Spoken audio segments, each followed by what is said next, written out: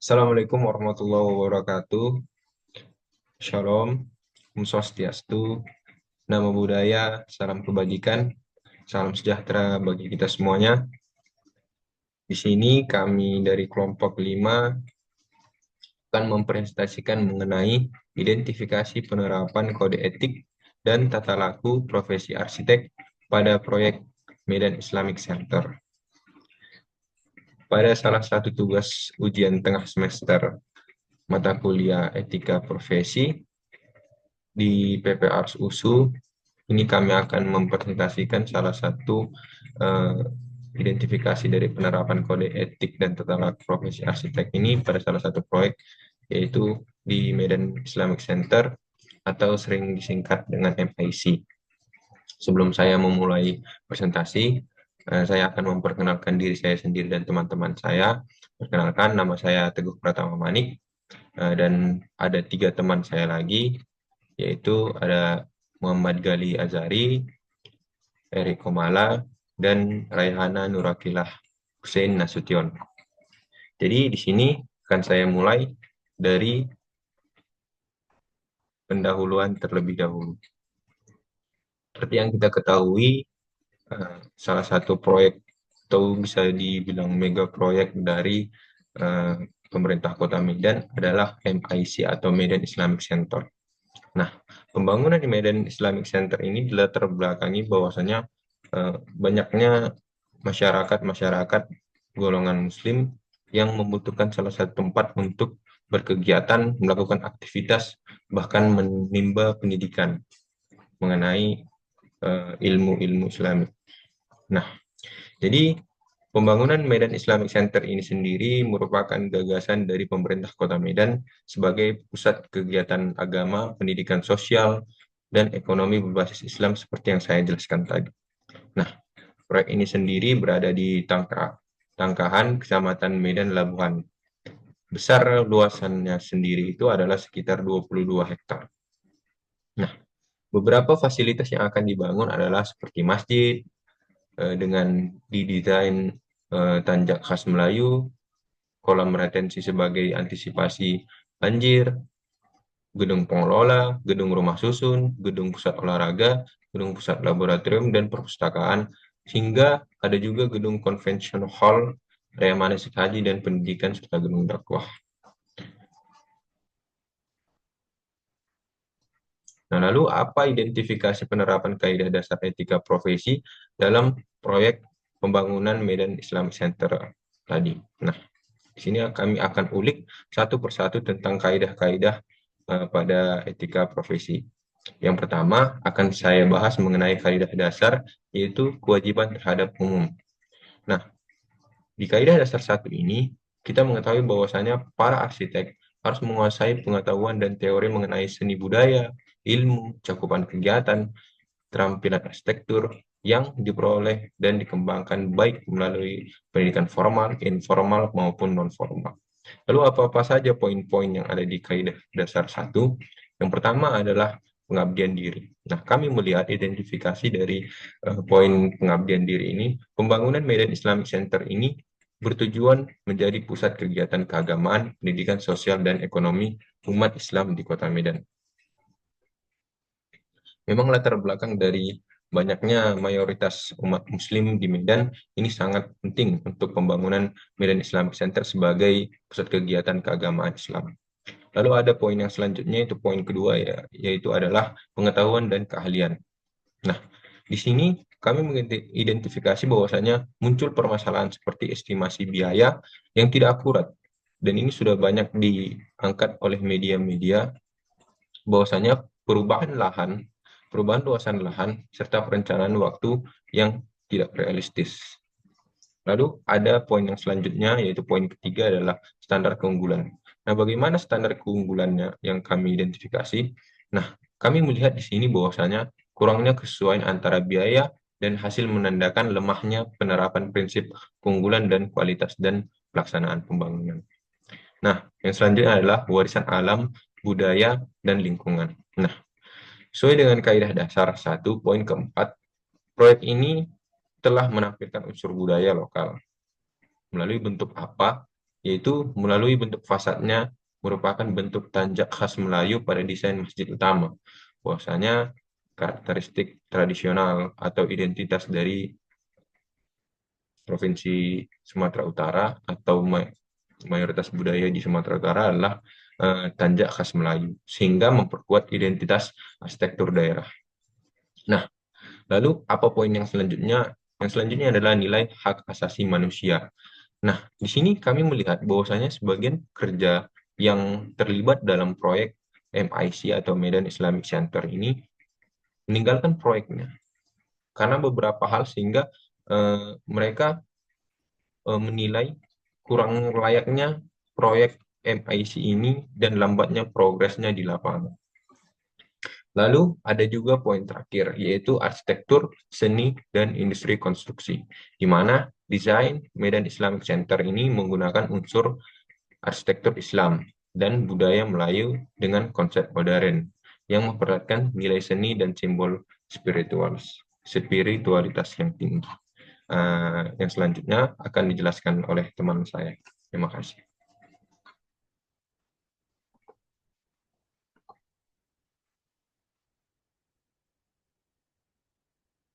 Selanjutnya, di sini saya akan membahas identifikasi kaidah berdasarkan kaidah dasar 2, yaitu kewajiban terhadap masyarakat.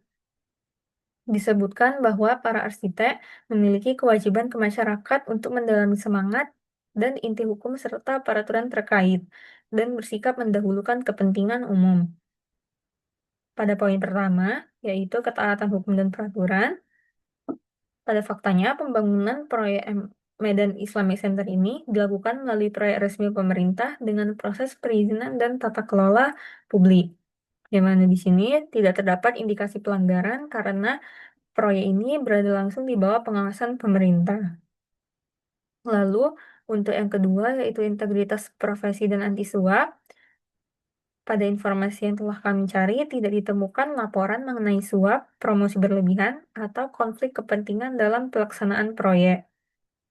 Ini sudah sesuai dengan kode etik dengan tidak adanya indikasi pelanggaran, yaitu tidak memberikan uang suap dan tidak mempromosikan diri secara berlebihan.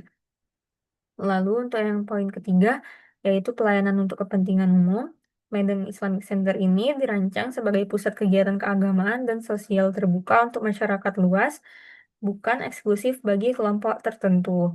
Yang mana sudah sesuai kaidah, arsitek mengutamakan manfaat sosial dan keberlanjutan masyarakat.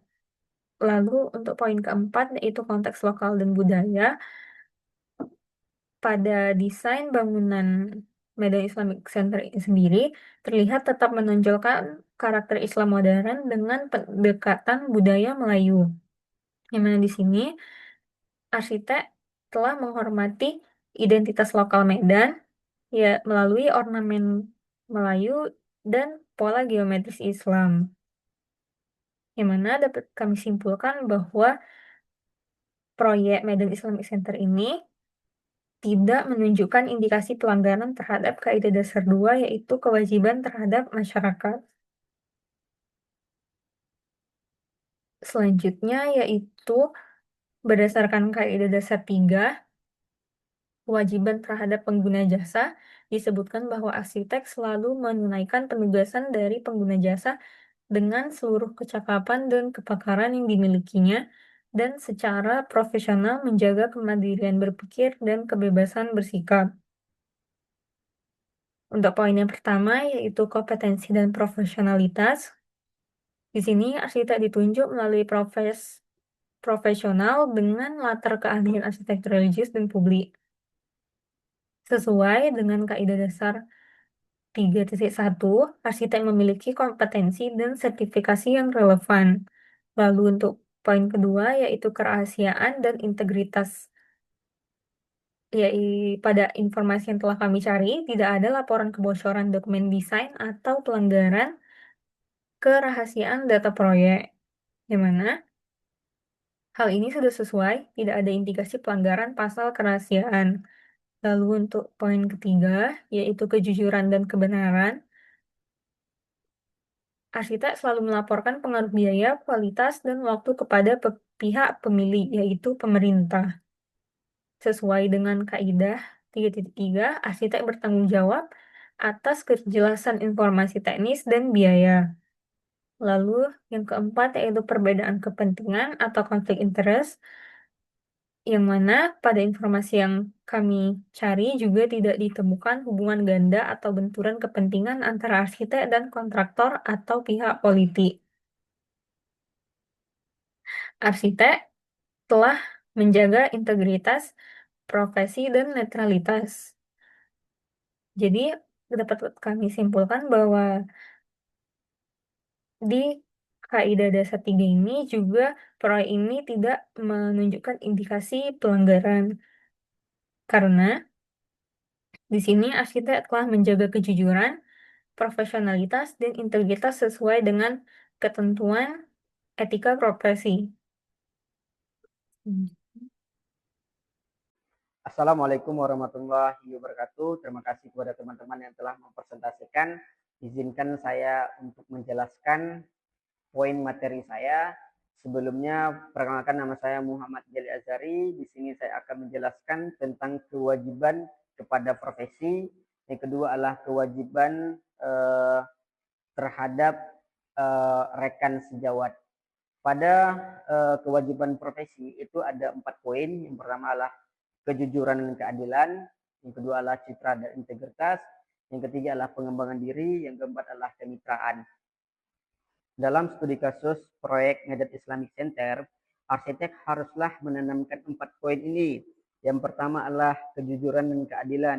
Kejujuran itu seperti apa? Yaitu transparan terhadap data, visi misi, anggaran, dan batas proyek yang telah disepakati kepada pihak pemerintah ataupun masyarakat.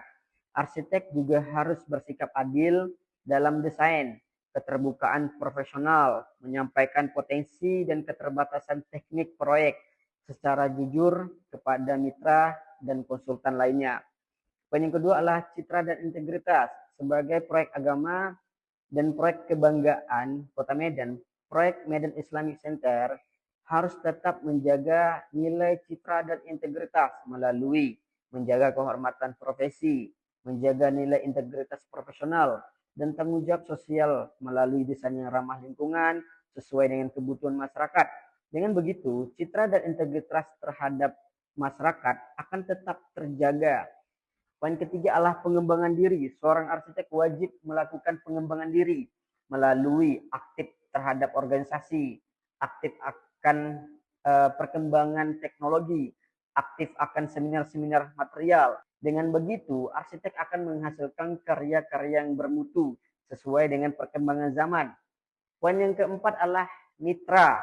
Mitra arsitek harus saling menjaga, harus saling percaya sesama arsitek dengan pihak-pihak yang terlibat dalam proses perancangan dan pembangunan. Kemitraan bukan hanya soal koordinasi teknik, tetapi juga bagaimana arsitek menjaga etika kolaborasi, transparansi, dan tanggung jawab sesama terhadap karya arsitektur. Kita lanjut ke poin kaidah dasar pada poin 5, yaitu kewajiban terhadap rekan sejawat. Di sini ada 5 poin. Yang pertama adalah semangat kesejawatan, yang kedua adalah pengakuan kesejawatan, yang ketiga adalah imbalan jasa yang sepadan, yang keempat adalah partisipasi dalam sembara, yang kelima adalah penilaian atas arsitek lainnya. Dalam studi kasus proyek Medan Islamic Center, semangat sejawat ini yang dimaksud adalah arsitek harus menumbuhkan semangat saling membantu, saling menghormati, dan mendukung antara sesama arsitek melalui kerjasama, kolaborasi yang sehat, bukan kompetensi. Sehingga karya arsitek lebih matang dan bermakna. Pengakuan kesejawatan. Setiap arsitek harus mengakui kontribusi sejawat secara terbuka. Dalam proyek Medan Islamic Center, arsitek utama mencantumkan nama seluruh tim perancangan, konsultan, pendukung teknis, dan dokumen pada publikasi proyek. Tidak ada klaim sepihak atau penghilangan nama rekan kerja. Poin yang ketiga adalah imbalan dan jasa. arsitek wajib menghormati standar imbalan jasa yang wajar dan sesuai dengan pekerjaan serta tanggung jawab profesionalnya. Dalam proyek Islamic Center atau dalam proyek Medan Islamic Center, imbalan jasa ditetapkan melalui kesepakatan profesional yang transparan antara arsitek dan klien. Arsitek juga tidak boleh menawarkan jasa dengan tarif yang jauh di bawah standar untuk merebut proyek. Partisipasi dalam sembara.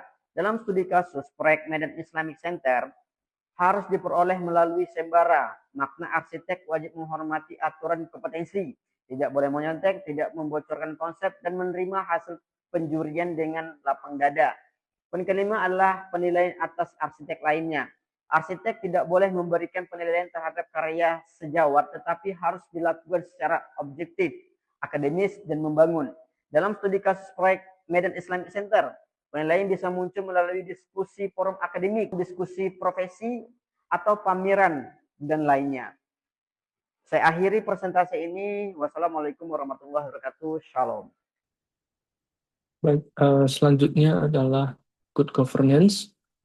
Good governance ini dalam anggota arsitek IAI merupakan hal yang saling menunjang dan menjadi pedoman dalam menjalankan profesi arsitek anggota IAI di Indonesia.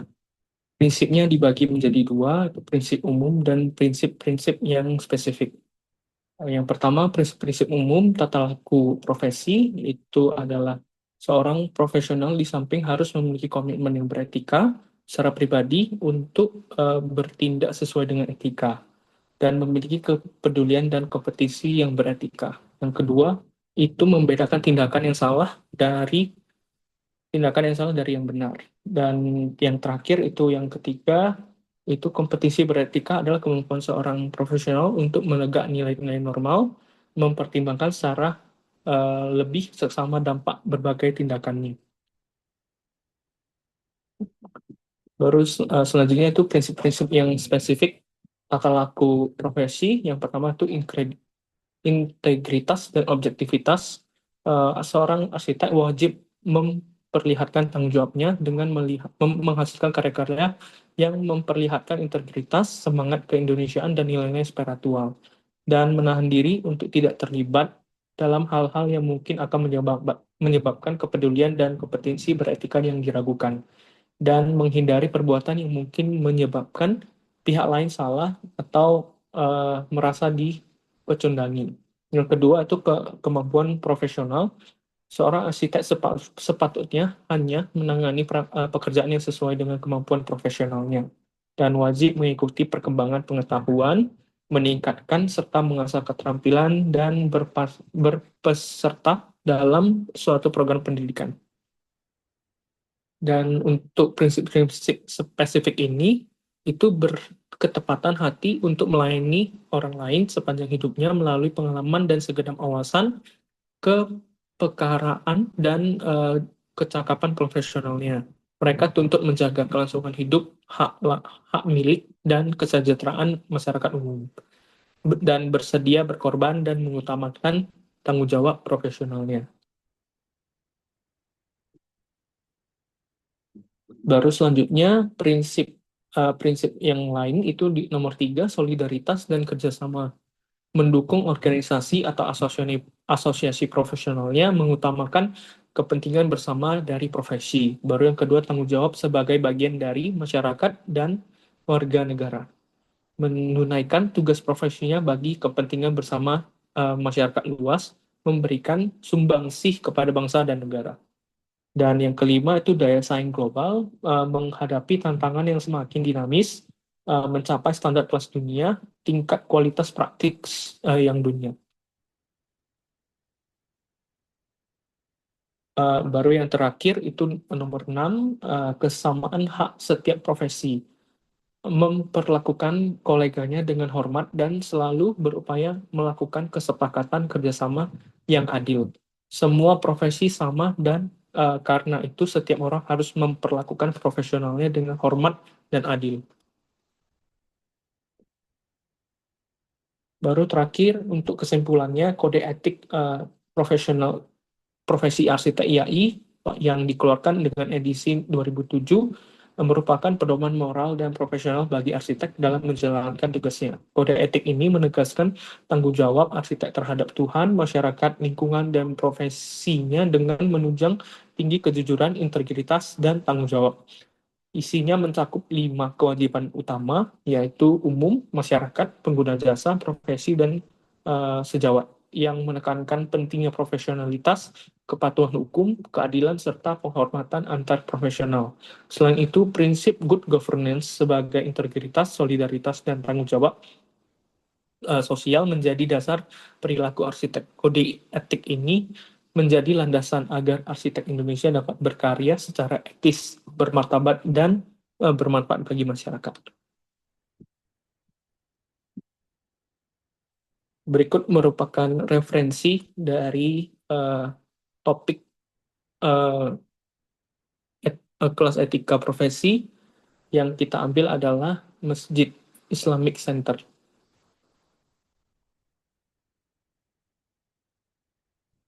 Baru sekian dari presentasi dari kami. Terima kasih.